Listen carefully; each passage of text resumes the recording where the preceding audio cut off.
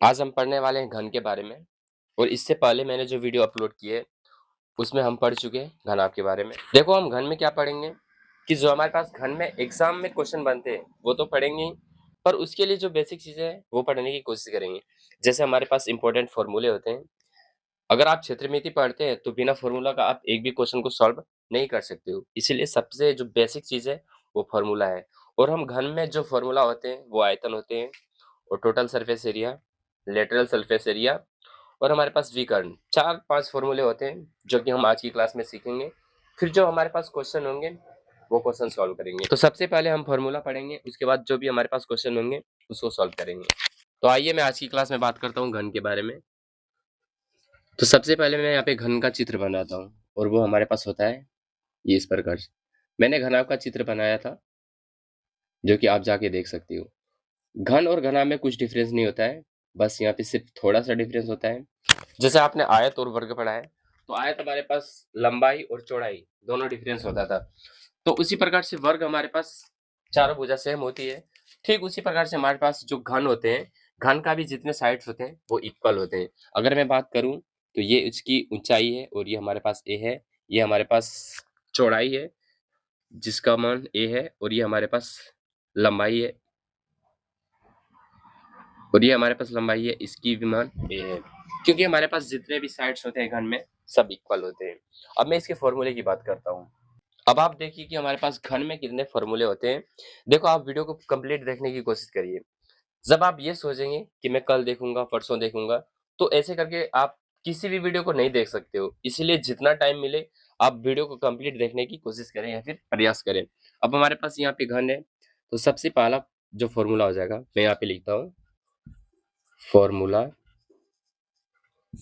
और ये सबसे पहले हमारे पास फॉर्मूला हो जाएगा, मैं बात करता हूँ वॉल्यूम, जिसका हिंदी हमारे पास आयतन होता है, और हम इसे v से डिनोट करते हैं। तो यहाँ पे इसका फॉर्मूला हमारे पास a क्यूब हो जाएगा। फिर दूसरा हमारे पास फॉर्मूला है डायगोनल, और यहाँ पे ये जो डायगोनल है इसे हम विकर्ण कहते हैं। अब इसका जो वैल्यू हो जाएगा हमारे पास √3a के बराबर हो जाएगा। देखो इसमें विकर्ण हमारे पास दो होते हैं। एक विकर्ण हमारे पास क्या हो जाएगा, डायगोनल, वो हो जाएगा। और यहाँ पे ये जो विकर्ण होगा हमारे पास, यहाँ पे ये पृष्ठ का विकर्ण होगा, पृष्ठ का विकर्ण हो जाएगा। तो पृष्ठ का विकर्ण हमारे पास उसकी √2a मान होता है। अब जो हमारे पास फोर्थ फॉर्मूला है वो हो जाएगा LSA। इसका मतलब हमारे पास पार्श्व पृष्ठीय क्षेत्रफल, और इसका मान हमारे पास 4a² के बराबर हो जाएगा। अगर मैं यहाँ पे इसका फुल फॉर्म की बात करता हूँ तो हमारे पास हो जाएगा LATTERAL, लेटरल सरफेस एरिया। अब यहाँ पे हमारे पास जो पांचवा फॉर्मूला है वो हो जाएगा हमारे पास TSA, मतलब इसका होता है हमारे पास कुल, या फिर इसे हम संपूर्ण भी बोल सकते हैं, संपूर्ण पृष्ठीय क्षेत्रफल। और इसकी वैल्यू हमारे पास हो जाता है 6a का स्क्वायर। और इसका मैं फुल फॉर्म की बात करूं तो वो हो जाएगा हमारे पास टोटल सरफेस एरिया। तो बात यहाँ तक क्लियर है। अब हमारे पास जो क्वेश्चन है वो करने की कोशिश करेंगे। और देखो मैं यहाँ पे एक ही क्वेश्चन लूंगा जिससे आप सभी फॉर्मूला को एक ही क्वेश्चन में पढ़ चुके होंगे, पर बाकी जो क्वेश्चन हमारे पास बचेगा मैं आपके नेक्स्ट वीडियो में अपलोड कर दूंगा। तो इसीलिए आप चैनल को सब्सक्राइब करके भी रख लीजिए, क्योंकि मैं जब वीडियो अपलोड करूँ तो सबसे पहले नोटिफिकेशन आप तक पहुंच सके। अब मैंने आपको यहाँ पे इतना बताया, अगर यहाँ तक आपको क्लियर है तो आप एक लाइक कर दीजिए, और उसके बाद हम बढ़ेंगे कुछ क्वेश्चन की ओर। यहाँ पे क्वेश्चन है हमारे पास कि एक घन का प्रत्येक भुजा, मैं लेफ्ट क्वेश्चन, एक घन का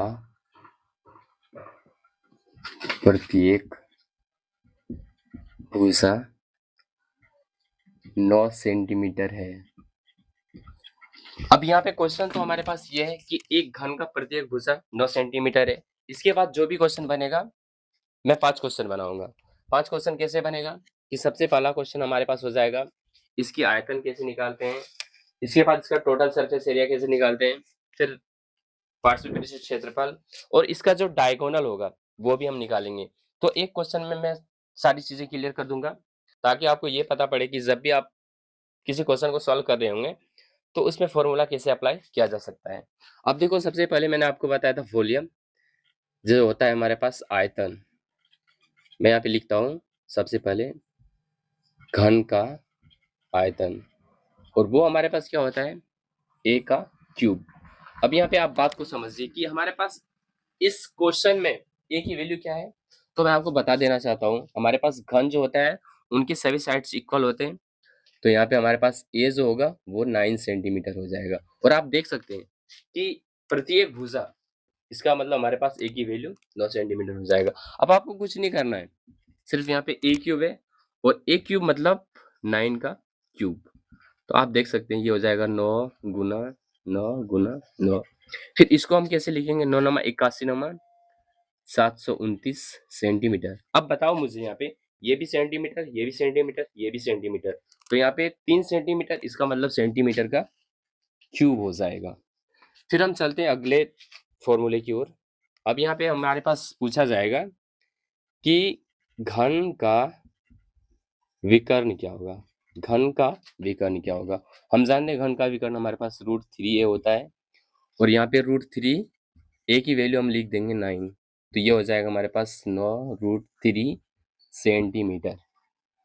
अब उसके बाद आगे हमारे पास क्वेश्चन क्या पूछा जा सकता है, और वो ये पूछा जा सकता है कि घन का कुल पृष्ठीय क्षेत्रफल। तो घन का कुल पृष्ठीय क्षेत्रफल हम जानते हैं वो होता है 6a²। इसका मतलब हो जाएगा 6 × 9 का स्क्वायर मतलब 9 गुना 9, और ये हो जाएगा हमारे पास 9 नमा 81, 81 गुना 6 हो जाएगा, मतलब यहाँ पे 6 गुना 81, और ये हो जाएगा 6 × 1 = 6, 8 × 6 = 48, 686।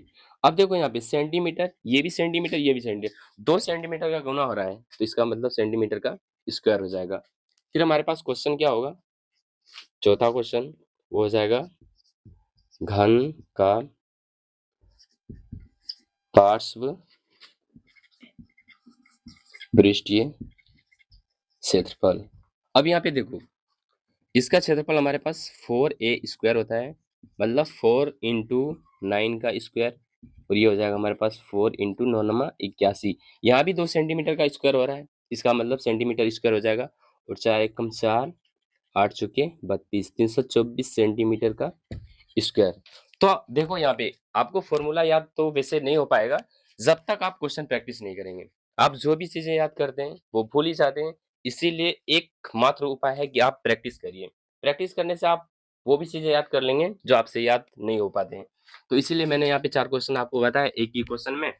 बाकी का क्वेश्चन मैं अगले वीडियो में लेके आऊंगा, तो आप चैनल को सब्सक्राइब कर लीजिए।